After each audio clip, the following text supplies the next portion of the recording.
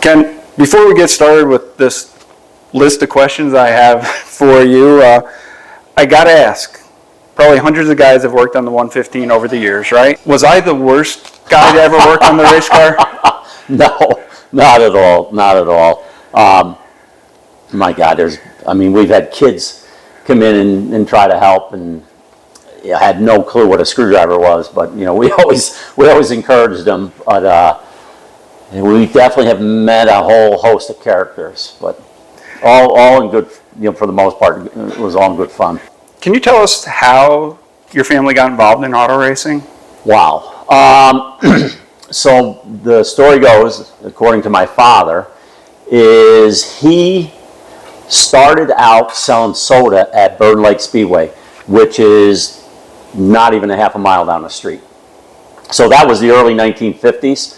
He's roughly about 12 years old. So that was his first exposure to racing.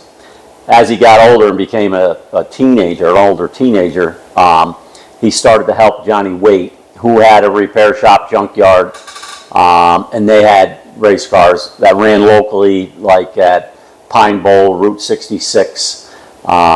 So he used to walk from here down to Snyder's Corners Road and help John, repair passenger cars and work on race cars and go to the races with him.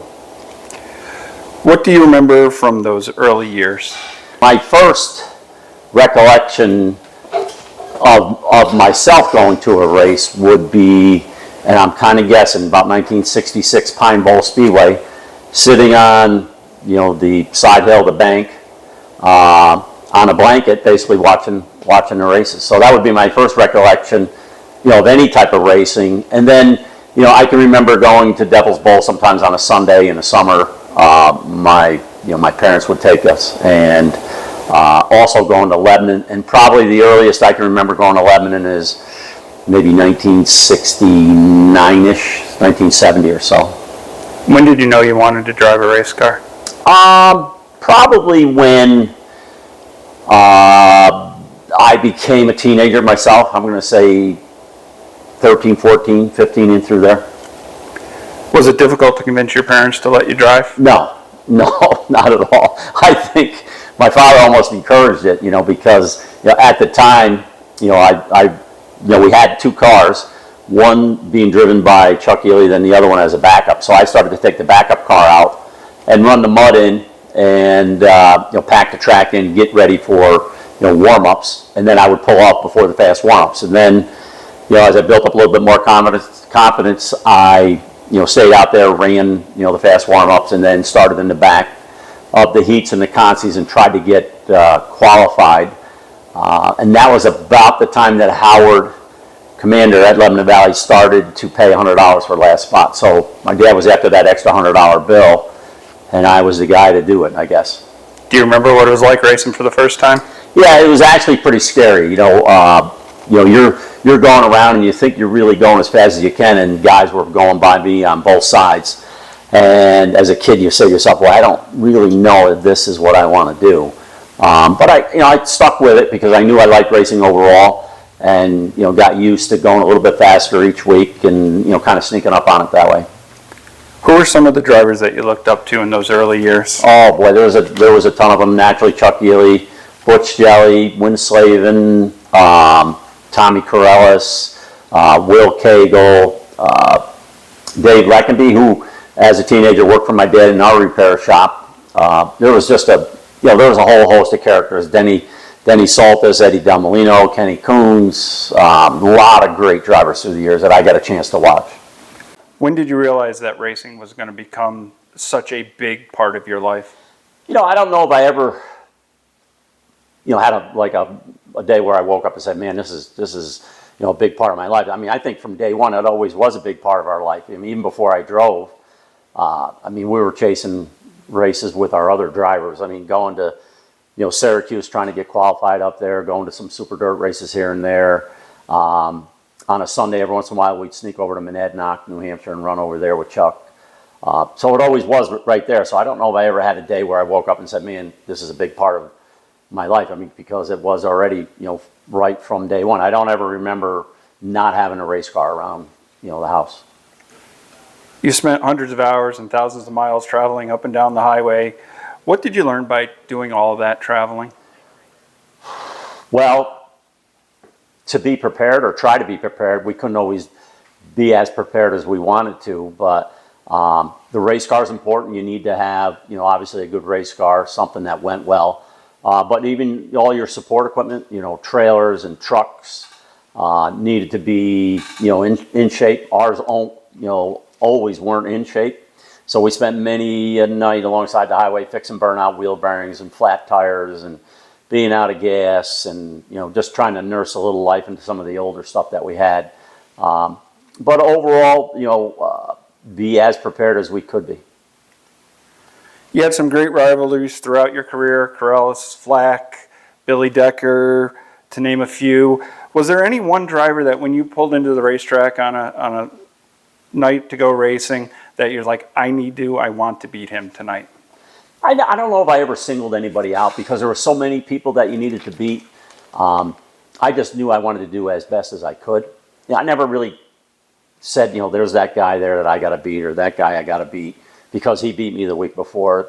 I just knew that we had to run hard and, try to do the best that we can. I just really tried to concentrate on what I was doing, and I knew if we could do a good job, do everything that we had to do to make the car 100%, that we'd be in pretty good shape. So I don't think I ever really consciously said, there's a certain driver or certain car that I got to beat. I remember a story. John Flack went in one night at Lebanon Valley, got out of the car. First person he thanked was you. Why was it so important for you to beat drivers at their best? Well, I don't know. It kind of validates what you're doing. You put all that time and effort and money into something, and if you can do well, it kind of makes you even inside say, all right, what I'm doing is worth it, and it's not a waste of time. Emmerich, Wunderlich, Reifenberg, Boomer's Performance, Hoffman Carpentry, all longtime sponsors on your car. What do you give the reason for the longevity and why they stuck with you so long? Well, there's probably a few factors that fit into that equation. Probably a little bit of that is they were all friends first before we actually got involved with the race car. We have a big circle of friends. A lot of friends are in business, so it kind of went hand in hand. We tried to make it fun. We had a good time at it. It seems like when you run better and you have better results, that creates a little bit more interest, and people are willing to step up to the plate and say, hey, can I help you in this way or that way? Can I buy you a set of tires? Or where you hurt, maybe we can help you in a certain way. So I think everything, just running pretty good, making it fun, and the atmosphere was always fun too as well for the most part. I think there's more than one factor that kind of fits into that. Back in 2013, you and I had a conversation about when, if retirement might come, and you said, that you were on the back end of it.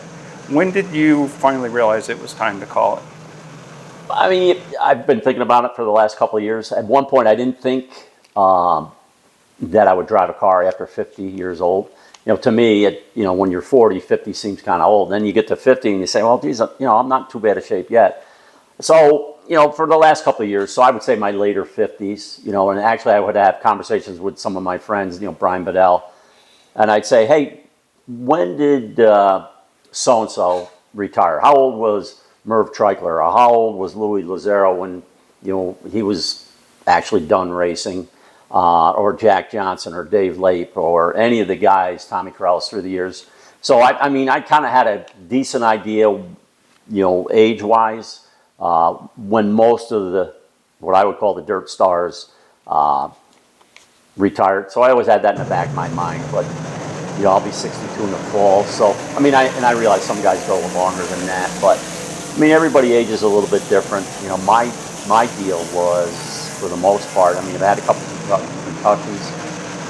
So that was always in the back of my mind, if I get another concussion, how's that going to affect me down the road when I turn 70, 75? Am I going to be coherent? Am I going to be able to remember anything? So I didn't need to just keep going, to race just to say I'm racing. I can be involved in other ways and still have a lot of fun. Yeah, I just memories for me is him kicking my butt all the time here at Albany-Saratoga Speedway. Back a few years, and we wish him well. And I know he's still gonna be around the track helping his son out in Montgomery. And wish him well, and enjoy retirement. And I'm sure it's gonna be a lot easier for him now. Yeah, I mean he's had a long, storied career. I don't think there's much more he could do. So I just wish him the best. Hopefully he can relax a little bit. It's 45 years, I think he said, of a lot of stress and aggravation racing, but he's always been a good sport, and just wish him the best. Hope he can relax and help Montgomery get going and just enjoy himself. Congratulations, Ken. It's been an honor to race with you, and an honor to watch you race as a kid. You're one of my heroes growing up, and watching you race with my dad and being able to race with you was such an honor. Congratulations on an awesome career. I mean, it's a shame because enjoy racing against him. He's a good, hard racer, but yet clean at the same time. And we're all going to miss him, and I've learned a lot from him, racing from him on the track. And he kind of started the same way I did with him and his father doing his motors, so kind of unique there, and we'll miss him. Just a great guy, works his ass off, taught me a ton, more than I could ever know at that age when I was young, and it was great to tour with him for 5 years, and I wish him all the best in his retirement. Certainly, it's a sad scenario. He's been a great competitor, and obviously, synonymous with Lebanon Valley his whole career. Right off the bat, he was a guy to beat. He's just been a tremendous guy, friend, and competitor to run against, and I wish him all as well in his retirement. Though I know he's going to be here at the track every week, so we'll be seeing him all the time. And certainly it was absolutely tremendous racing with him. Ken, it sure is going to be different here without you on racing. I know you're still going to be here, but man, I am going to miss racing with you. You make everything better. Thank you. Well, not only here, you know what I mean, but my memories of Kenny are the work ethic him and his family had when they ran the Super Dirt Series and going to Weedsport every Sunday and all the traveling and just the hard work they put in and what an asset they were to motorsports and the entire community around here. So he's going to be sorely missed, that's for sure. I wish him all the best in retirement. I hope he does a better job at retiring than I have. I'm pretty sure he will. He's ready to do something different, and I'm hoping that I can be there with him and use up some of his time outside the racetrack. It's been a amazing career. I've raced with him for all 33 years, and he's obviously been here a lot longer than that. And no better racer, no better class act than Kenny Tremont's He's going to be missed, not only here in the pits, but also by all the fans. He's certainly a fan favorite, and certainly I won't miss him. I'll see him, regularly, but look forward to spending some time off the racetrack with him. So what's that mean? That means a lot. That's tremendous, really. No, that's it's pretty impressive, really, to have somebody comment on, basically you as a person. You as a racer, so that's good. That's tremendous. Makes you stop and think. Any regrets? Is there any race that you wish you could have back? Oh, I try to forget most of them, but